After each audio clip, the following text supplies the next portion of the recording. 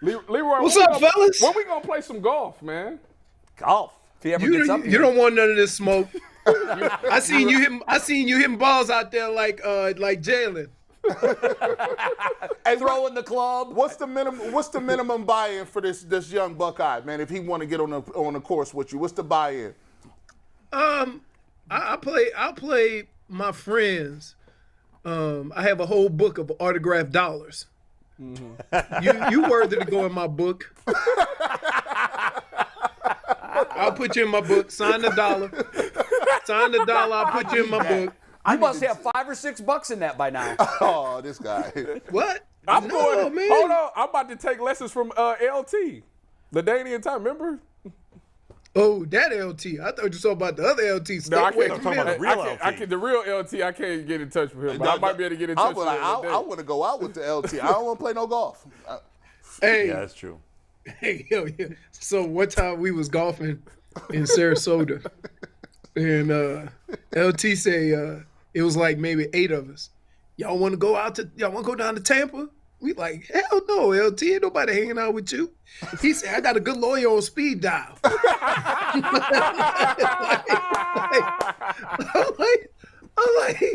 like, that's not making me feel real confident.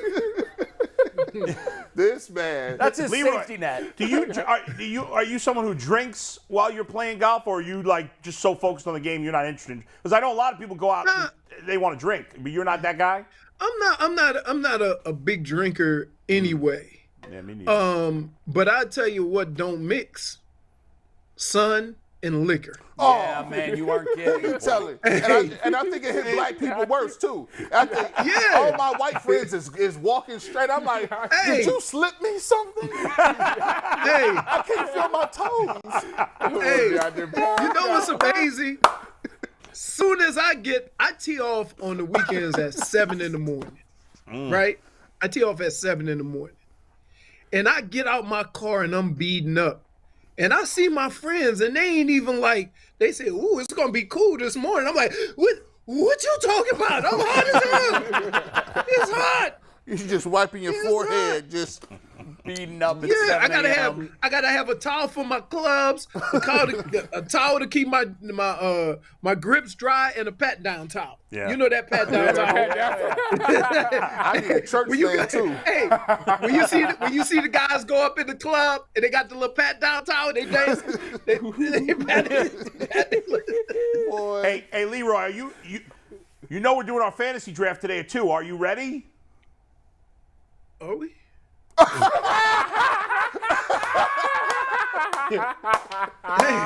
I guess he answered that. Oh my God! Are you going to be glad available? Are you available? You said you were available Wednesday at 2. Yeah. Yeah, but it wasn't. Hey man, let me tell you something. Yeah. Hold up. Yeah. This is my biggest gripe about chain emails and chain texts and all Chain that. food. Go ahead. Yeah. Somebody will send out a message. Yeah. So, example, the message say, hey, we're going to do this at X amount of time. And then somebody will chime in. Sounds good. Sounds good. Okay with me. There was never a set time, right? Yes, there was. Nobody put 2 o'clock on the thing. And then, but we never get the confirmation. I told Mikey I'm to not text going you. through all the emails to see who said Wait a that's second. good. I told Mikey to text you and make sure you were good to go for 2 p.m. Wednesday. You saying he didn't text you? No, it didn't go through. Mikey, did you That's a text fact. me? Oh, wait a minute. Wow. The dog ate my homework. Clear. That's on me. That's on me. By the way, And, Leroy, Thank you. I've been Thank saying you. for a week to text you and make sure you were good to go. Wow. Listen, hey, hold up. Just a little defense here. Yeah. We've had Leroy. He recorded a promo video for us this week, so I didn't want to bombard. Listen, I try not to bombard our guests. Leroy came through with the promo video. Oh, nice. He was on the show today. We were going to record the promo video on the show if you didn't send it to us yesterday, Leroy. Yeah. So Oh kudos no, and thank you for that. my IT guy, my IT guy, got an my IT guy. videographer. Yeah, Who's your IT guy? Your neighbor? my son. Oh, My son. That's what he goes. Even better. He goes. He's going to film school. Nice. So Oh, nice. so all the stuff that I need to do, What college is if he I going can get to? him up, huh? What college? He wants to go to either go to Full Sail or Vancouver School of Film. He's getting ready to graduate. Let me quickly give an endorsement for Full Sail. That's Dan Patrick's thing. I've got a ton of friends that are involved in that. I know their track record at putting guys into the business. Leroy, get him to Full Sail. Get him to Full Sail. And let's talk offline about that, because I know the guy that runs the program. He was my producer for years at ESPN. He's not going to get a better hands-on and have more access to big-name people that will come in to help them than he will at Full Sail. I promise you that. It's a great place. Good luck. Or I've been on him so much he want to go live in Vancouver. Yeah, that's true. Yeah. Where is Full Sail? It's in Orlando, I think, right? Oh. It's in Orlando. Yeah. Yeah. But it's far enough away from you, but close enough. Well, he too. went. Keep in mind, his first 2 years he went to Bethune. Okay. Okay. So he went to Bethune. He was in the band, and he did that, and then Full Sail's the way. But and you know how if you have kids, they think you don't know nothing, and you ain't as cool as them. So I said, man, I'm from New Orleans. That's all we did growing up was music. Right. I say, you know what? Forget this. So I call up my boy. I say, when you coming to town? I say, I'm gonna bring my son. All right.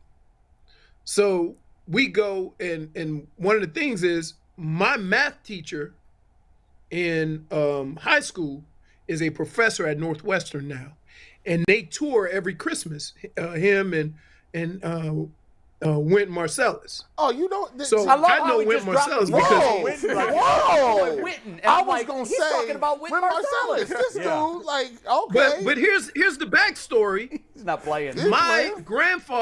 My grandfather played in a band with his father. Oh my goodness. So I've known him my whole life. So I call him because he used to always call me and say, hey, I'm down in Miami. You come and see me. I say, no, I'll get you next time. So finally, my son, he think I'm in the music. You don't know what you're talking about. I say, all right, man, come on. So we go backstage and we talking to all the guys, and all the guys say, hey, if you need some help, you can come see us or whatever. He's like, how do you know these people? I say, man, I'm from New Orleans. That's what we do. Come on now. So Kids don't appreciate that. That was a nice. I say, y'all don't know about Percy. Y'all don't know about Percy. Y'all know him as Master P. We know him as Percy. I thought you were talking about Percy Harvin. No. By the way, I saw Wynton Marsalis in concert in Manhattan once. Incredible. He was awesome. Yeah, absolutely incredible. He was great. And Leroy drops it like, I'm kicking it with my boy guy. Wynton. Well, I was like, I thought he said Quentin at first. I said, No, I thought I heard Wynton, but I'm like, he's not talking about Wynton Marsalis, is he? and then in my head, I said, DK be talking about him. That's what I Leroy was know saying. him? And then I thought maybe it was Wynton Bernard of the Colorado Rockies. I don't know what's happening. Leroy, What's up? you seen the latest trash talking with the Browns and Baker Mayfield and the Browns? You see they downplaying it. Are you buying that, or you think that's on Sunday it's gonna be some problems? It's gonna be a misunderstanding. You know what I say about trash talk? Trash talk don't mean nothing when you got to look at that beast across from you on Sunday. Because guess what? Baker Mayfield can't hit Myles Garrett. Myles Garrett could hit him. So who gonna bleep who up? Only thing Baker can do is throw a football at him. Right? Yeah. But so as a running back, I know when I played, I wasn't talking trash to nobody, because it only take one time for somebody to give you a little extra, and then you banged up for the game. So I'm like, hey, all the trash everybody want to talk, all the nonsense everybody want to say, right? It don't matter, because on Sunday you're gonna be lined up across from that guy. So I appreciate Baker. Baker is being Baker. Baker's always been that guy. Why is anybody shocked? Nobody And is. anybody for the Browns, they saying that's Baker being Baker. Yep. But guess what? I know the horses that are on that defense don't need to be inspired. And you opening your mouth, giving them a little bit extra to come get you, I mean, I just think that's not very good on his part. What do you think? But what that's do you who think he about how is. it came out, though, Leroy? I'm sure you heard the story. We had the reporter on yesterday, Cynthia Frelund. She basically said to him, go and F them up. And he replied, I'm going to F them up. I mean, he was basically co-signing what she threw out there. And then she inadvertently or whatever, I think she knows it's a mistake now. She apologized on our show yesterday. She went on the podcast and told the story like there was nothing wrong with it. Here's the problem. And I've always had this problem with the media, is that you want your information out there so bad that you don't care if you damage a relationship with a player. And there's certain people that aren't like that. Certain people, I've had conversations with people in the media, and I could have a candid conversation about what I was feeling, and they knew that was between us. Right. And I knew I never had to hear about it again. But what was more important in that situation was what Baker had to say. Not the fact that she commented in a way to kind of get him to kind of co-sign something that he never would have said himself. Because guess what? At the end of the day, we're going to look at it and say, yeah, that's what Baker does. We're fine with that. That's Baker being Baker. He's always been that aggressive. If he didn't say anything. Right, exactly. So, you know, it's when athletes are standoffish towards the media, then the media gets upset. But in situations like this, where now guys are like, I ain't gonna say nothing. Right? So if you want to have that. Wait a second, Leroy. We have the right not to want to be lumped together when somebody makes a mistake. When a player makes a mistake, are other players blamed for it? If Deshaun Watson does something stupid, I'm not blaming Nick Chubb for it. Whoa. Let me ask you a question. Yeah. Anytime the team loses, who do you blame? When the team loses, who do I blame? Well, the quarterback gets the bulk of it. I guess it depends on the situation, but usually the coach and the quarterback. No, it doesn't. Okay. No, it doesn't. Who?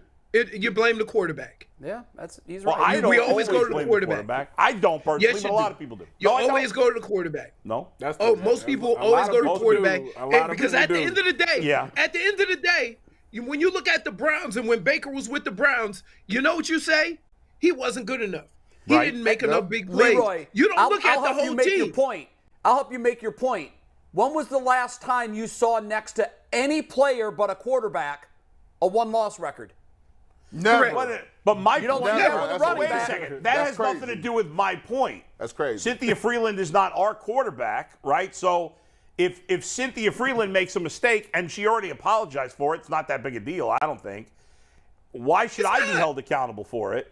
Just like if Deshaun Watson does something stupid, I wouldn't blame Nick Chubb for it. I'm not going to hold that against Nick Chubb. But again, you have to look at the overall view of how some players view the media. Okay, if you get asked a question and you get put in a spot like that, now you're standoffish for any question asked of you, and it's very normal behavior. But when players don't talk, when players aren't open, people get upset at them. And I would say, that's a two-way street. That's a two-way street. If you want the open discussion, if you want honest opinions, then don't twist them. Don't because Cynthia could have. She said she made a mistake, and that's fine. And for me, I don't care. Right? That stuff doesn't bother. She wasn't trying to hurt Baker. She didn't realize that. No, not at all. But again, she left the most important part of that out. She did. You're right, Leroy. And how people would view what Baker Mayfield said would change if they had that first part of it. And Leroy, that is absolutely spot on what you just said. That's why I said when she was on yesterday, I'm like, that changes the whole bones of that story. I get that, but on the other hand, Leroy, I could say 99 things about a player that are positive, and I never get, thanks for saying that's something positive about me. But I say one thing negative, and I'm an ass. But let me give you this. That's true. Let me give you this. Yeah. I tell people all the time, the media is guests. But media doesn't get treated like guests. They get treated like crap. No. It is a courtesy that the media has an opportunity to be in the sphere, because the product is the players. The product, the legacy, all that is the players, right? That's why they hold it so dearly. And when you are a guest, it's just like going to somebody's house. Some people say take your shoes off, right? Yeah. But if you take your shoes off and you're angry about taking your shoes off because you don't understand why you got to take your shoes off, then it defeats the purpose of you saying you're a guest. But that's not what I'm saying here. I'm saying that if a reporter makes a mistake, why should I be held accountable? That's not fair. It's the industry. Yeah, that's Bo, it's the same reason that if there's a bad cop, sometimes unfairly, they're all painted as bad. That's not fair. But that's not fair either. It's not fair. But You're that's absolutely how right. it But is. unfortunately, Yeah. human nature is all four of us, and Leroy, now even you, whether we like it or not, we are going to be lumped part into of the reason, media. Part of the reason, and it's not as much anymore. You too, bro. Part of the reason athletes make as much money as they do is because of how much they're covered by the media. That's correct. You're right, and it is an obligation, as Leroy will tell you. Absolutely. But Get out of here with that. If media went away and the games were just broadcast and they never did interviews, this would still be the hugest industry in sports. Because it's been built up. Go ahead, Leroy. Hold on. Yeah. Hold on. Ain't no media member ever made me an extra $1.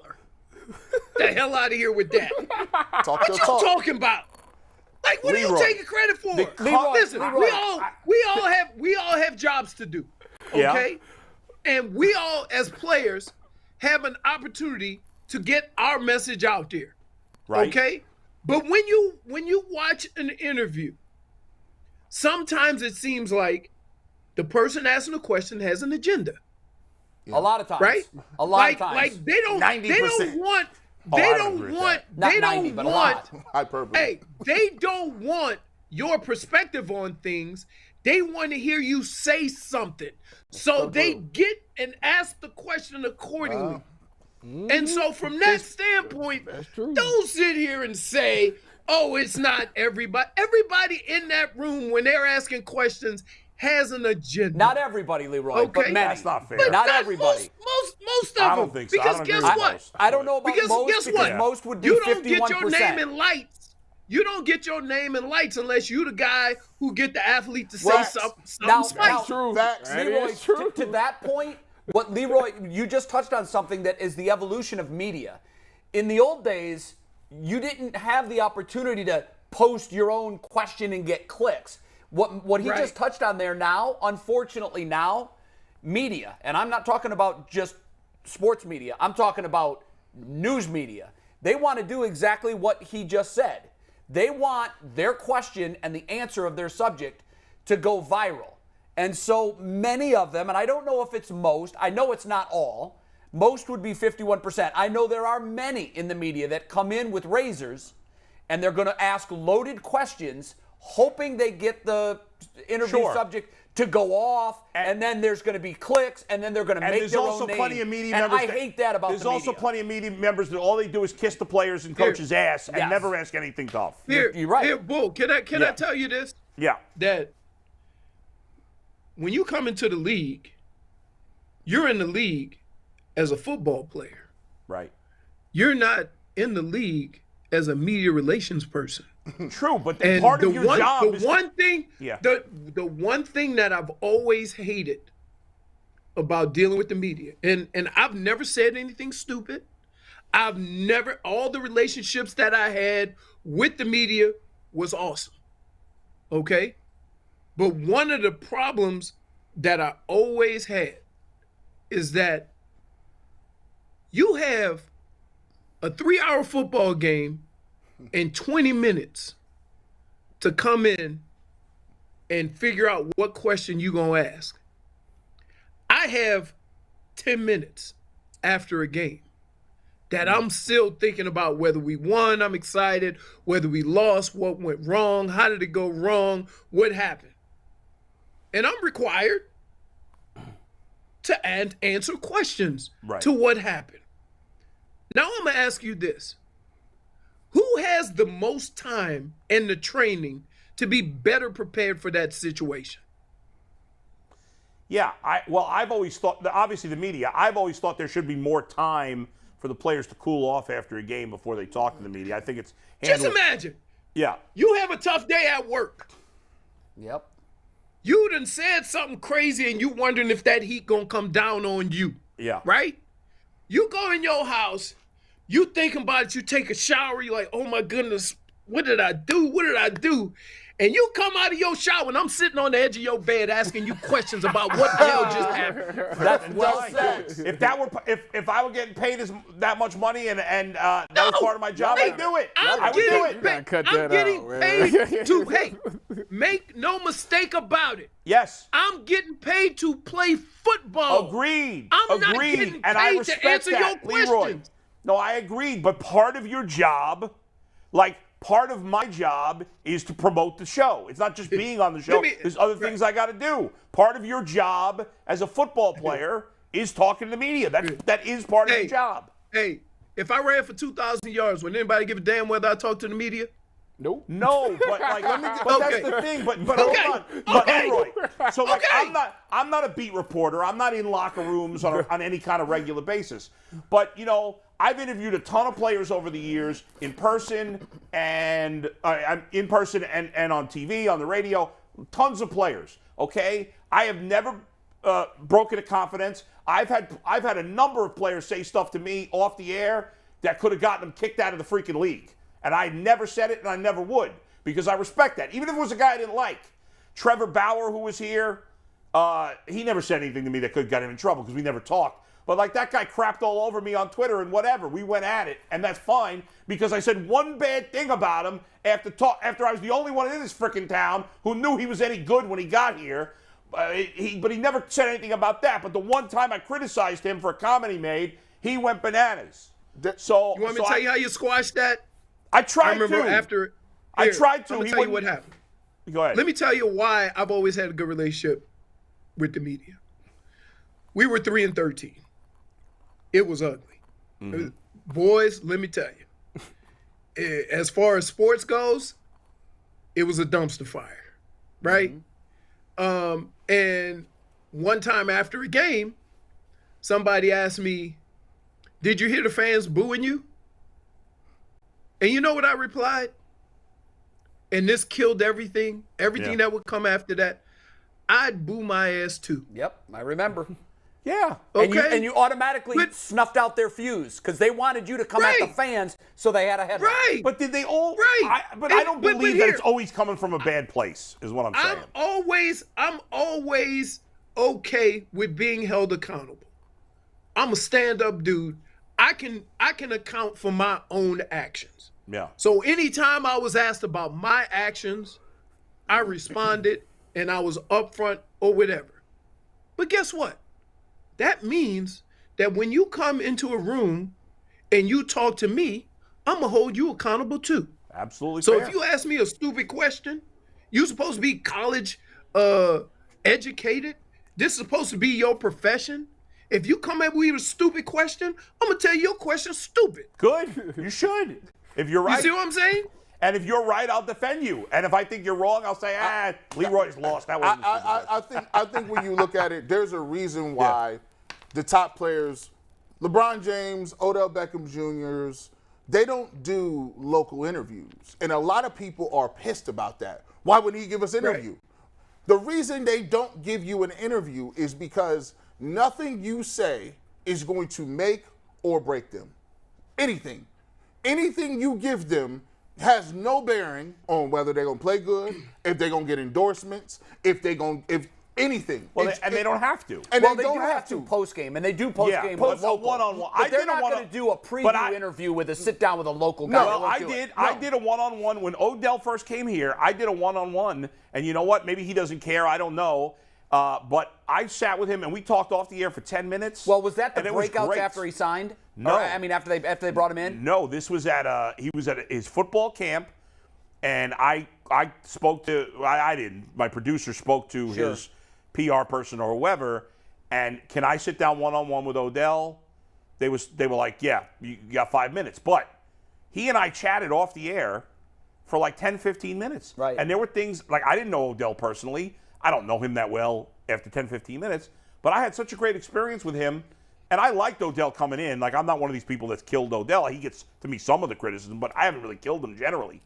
But I had such a great experience with him, and we talked about some real deep stuff, like I obviously wouldn't share. But I was like, wow, this is really like thoughtful and interesting. And I liked him even more after interviewing him. So maybe he doesn't care that I liked him, or he probably doesn't. But to me, it was a positive for him because somebody in the media liked him more. Leroy will tell you, Tyvis will tell you. Yeah. There are, and the media relations people, this is where they're critical. When a player comes to town, so Leroy, when you went to Minnesota, when you came here to Cleveland, I'm sure the PR guys put their arms around you and said, okay, here are the players. Here's who you need to know. Casey Coleman is the sports director at Channel 8. He's also the play-by-play voice of the Cleveland Browns. This is a guy you need to build a relationship with. Here is Livingston from the Plain Dealer. Here is Jim Donovan from Channel 3. But you were definitely in that sphere of influence in media people, and here's why. Your drive time radio on the #1 station in town.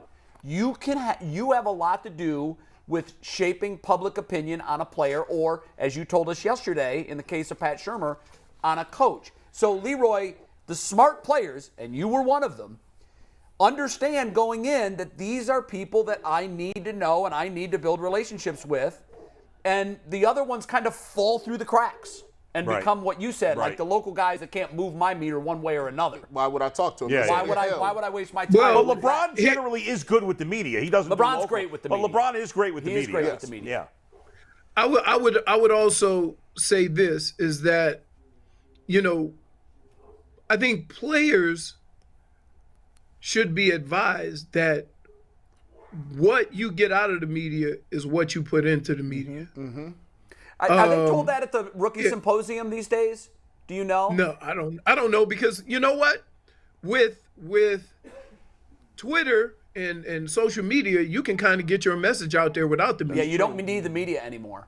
That is true. But I will say this to any player that kind of hears this and think that I'm negative about the media. I'm not. I'm really not. I think that it's a room full of people that you see every week, daily. And I think you need to have some kind of relationship with them. And there's always the reporter that's always negative. That's fine. That doesn't bother me.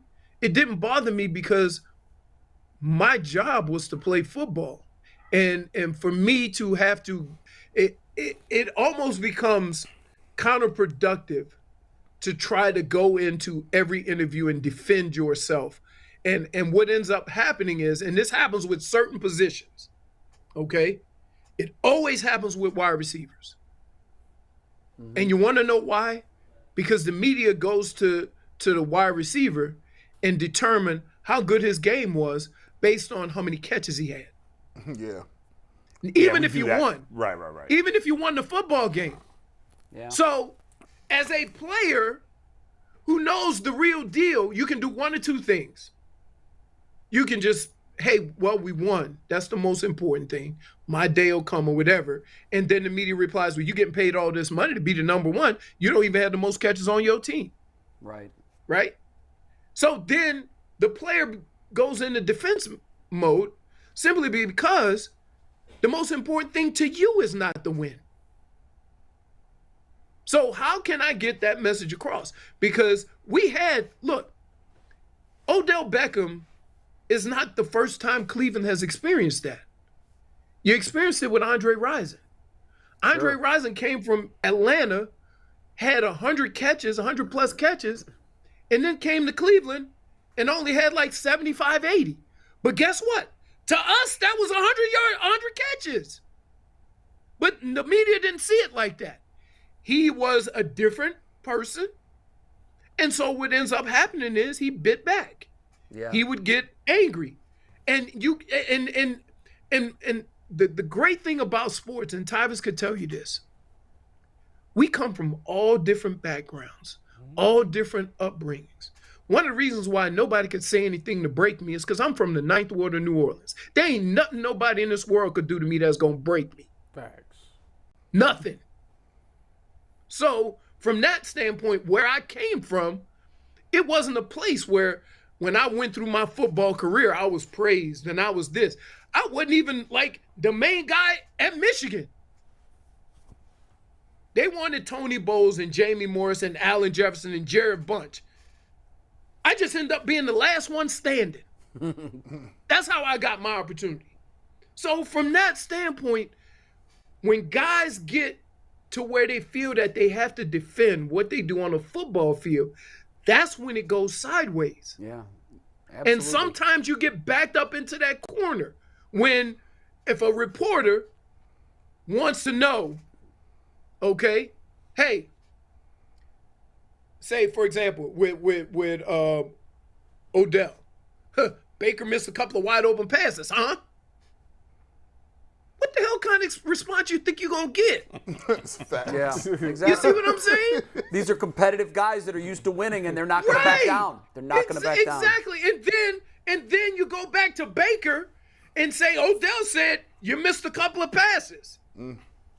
So, hey, you got to, as a player, you got to know what the agenda is. And I'm not saying everybody, but you got to know when it's coming. And you got to be ready for it. I used to laugh. I'm like, I said to one reporter one time, I said, I went to college too. Right? You think you gonna get me? And like, so look, and understand that the relationship I had with the media was this. I didn't care about getting criticized. Football is the most negative reinforced sport in the world. He's right. I don't care how good you play on Monday, you get yelled at about something. That's a fact. I don't care what level of football, somebody's screaming at you about something. It's something you did. Yep. You had a perfect game. It's something you Leroy, did. that's a great point to end it on. We got to run. I wanted to, before we go, Thanks, Leroy. Reach out to the NFLPA and tell them you want to be part of their annual rookie symposium. Yes. I know, Tyvis, you probably went through it. I did. And you are media now. You are media, but I think, listen, Leroy, you've got a lot to offer to young players that don't know how to navigate all those landmines. No doubt. Reach out to the NFLPA. You should be a huge part of the media's, the symposium, the rookie symposium, and the media aspect of that because it's valuable and you've got a lot to offer. So, Will you be there at 2 for the Fantasy League? Yeah. Are you going to be there? Will there be snacks? Well, I mean, you can't. not virtually. Yeah. There are going to be snacks if you want to take a quick private jet. Hey, y'all looking at the champ. So yeah, I'm gonna be there at 2. It's like 9 of them Y'all in this looking at league. the champ. the gauntlet has been thrown. That's it. I'm going to have to school you up. Leroy, we love you. We'll see you next week, See you, man. Leroy. Next right, week man. is game week. Later. Wear something orange. Next week is game week. Wear something orange. All right, the great Leroy Hoard.